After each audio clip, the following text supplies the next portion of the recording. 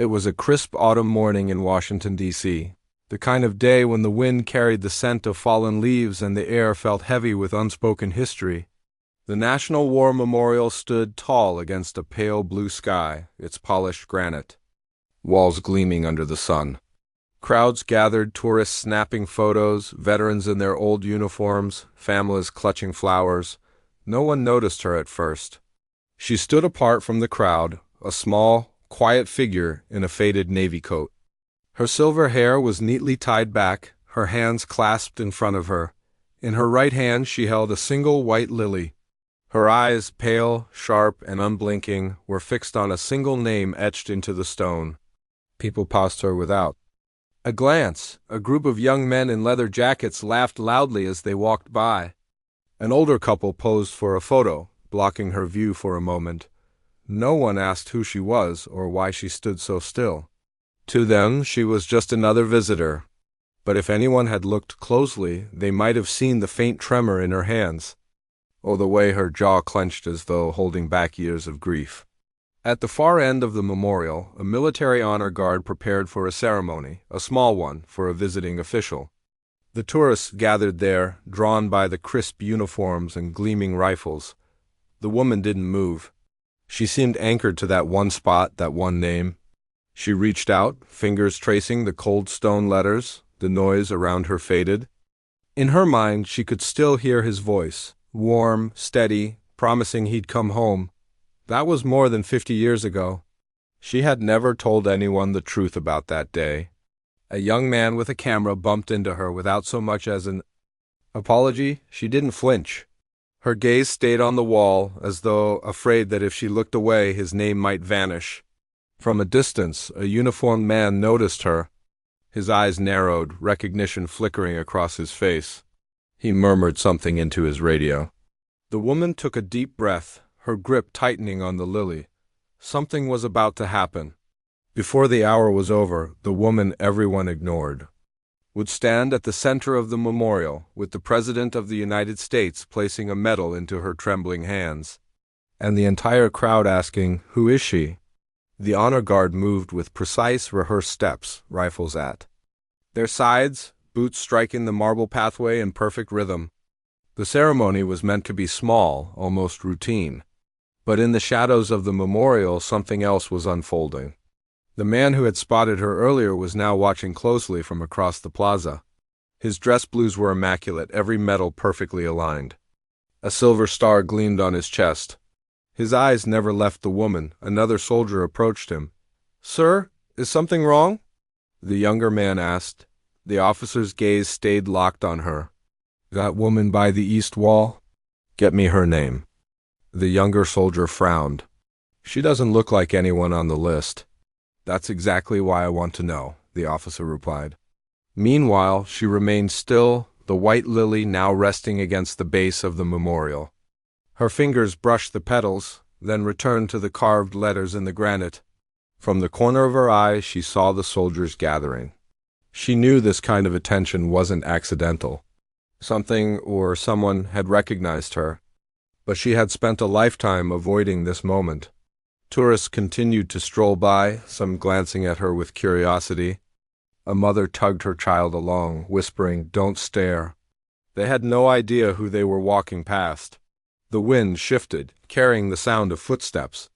Not the casual shuffle of visitors, these were deliberate, heavy steps, the kind only a trained soldier makes.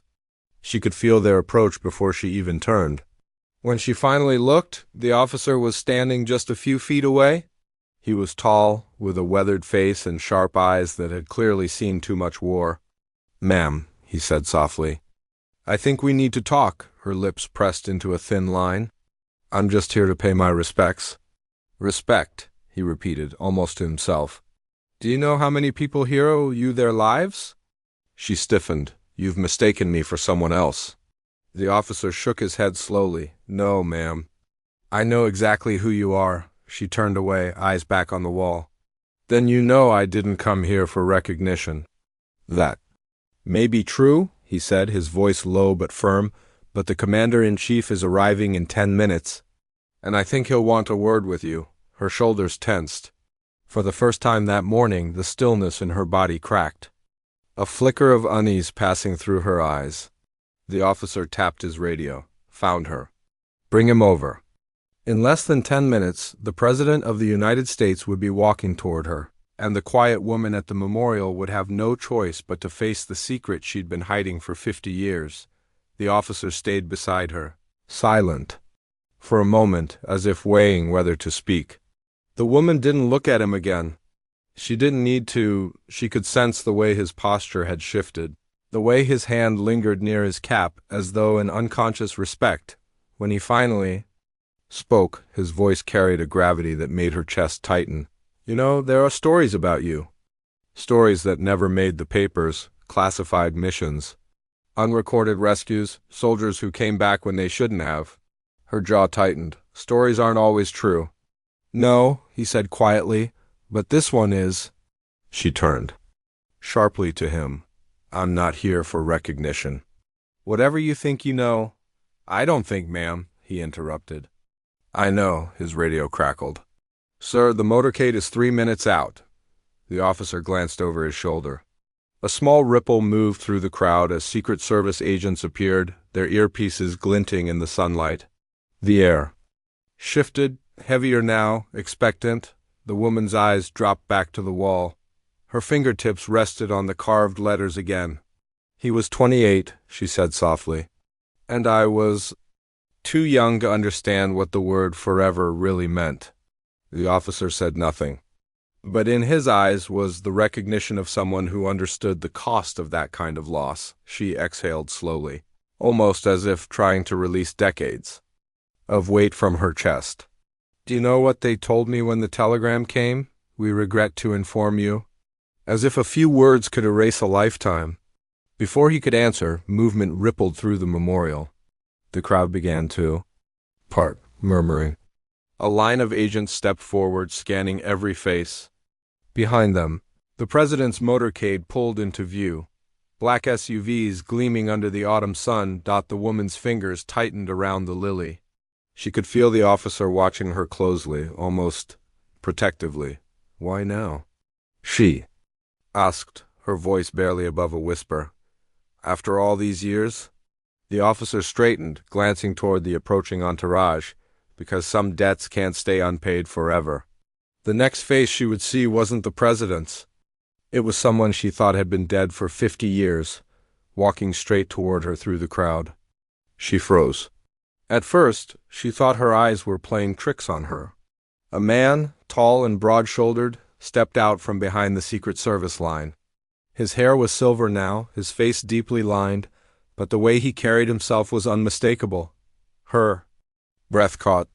It couldn't be. The officer at her side seemed to notice. You know him? She couldn't answer. Her mind was racing, back to a rainy airfield in 1973. The last time she'd seen Captain Michael James Whitmore, she'd been told he died overseas, that his body had never been recovered. And yet here he was, alive, walking toward her. The crowd barely noticed him, their attention locked on the president's approaching entourage, but she couldn't look anywhere else. Each step he took felt like a crack splitting open the decades she'd tried. So hard to seal shut. When he reached her, he stopped just short of touching distance. His eyes searched her face, and for a long moment neither spoke. Finally he whispered, You kept your promise. Her knees nearly buckled. You were dead. Not dead, he said, buried. Different kind of prison. The officer stepped back, clearly understanding this was no ordinary reunion. But there was no time for questions. The president was already approaching. Secret Service agents flanked them, moving the crowd aside. Michael's voice was low and urgent. They don't know everything. They can't, but they know enough. Her heart was pounding now. The life she had built in the shadows, the sacrifices she had made. It was all about to be dragged into the light. The president stopped just a few feet away, smiling warmly, but his eyes were sharp, calculating. Before the president could speak, Michael stepped forward and addressed the crowd in a voice that silenced the entire memorial. Michael's voice cut through the chatter like a blade. This woman, he began, gesturing toward her, is the reason I'm standing here today. The murmurs started immediately. Cameras swung toward them. Tourists, veterans, reporters. All leaning in, he continued, his voice growing steadier with each word. 50 years ago, behind enemy lines, we were trapped, outnumbered, outgunned, and then she came. Her face flushed, but she didn't look away. She wasn't military. She wasn't even supposed to be there. But she infiltrated the camp, got us weapons, led us out through 3 miles of jungle while the enemy closed in. She saved 7 of us that day, and she carried me when I couldn't walk anymore. Gasps rippled through the crowd.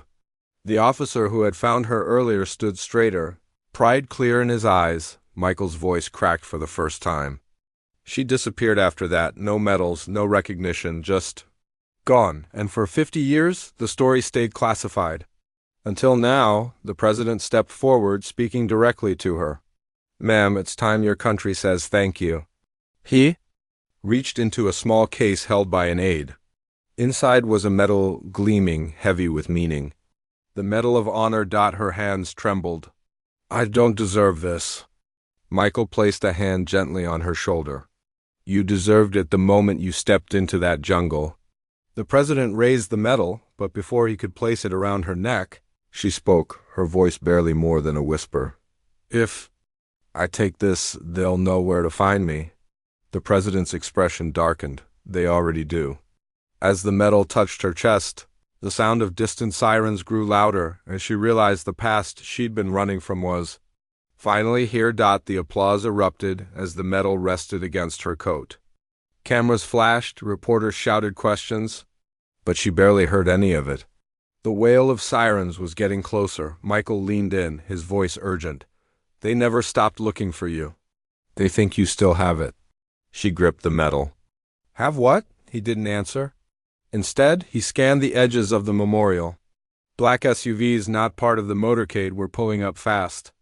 Men in dark suits stepped out, their eyes sweeping the crowd with surgical precision. The president's smile never faltered, but his words were meant only for her. "We'll get you somewhere safe, but you need to trust us now." Her mind flashed. Back to that night in the jungle, the stolen documents, the mission gone wrong, the thing she'd hidden that no one was supposed to find. She thought she'd destroyed it. She hadn't. The crowd began to scatter as the sirens blared closer. Secret Service agents closed in around her. Michael stayed at her side, his presence steady, protective. As they guided her toward the motorcade, she turned for one last look at the memorial. Her fingers brushed the name carved into the wall. For 50 years, she had come here in silence. Unseen. Now the whole world knew her face. As the SUV door closed, Michael leaned closer. "This isn't over," she met his eyes. "It never was." The convoy roared away, leaving behind a confused, murmuring crowd and a single white lily lying at the base of the wall where her story had begun.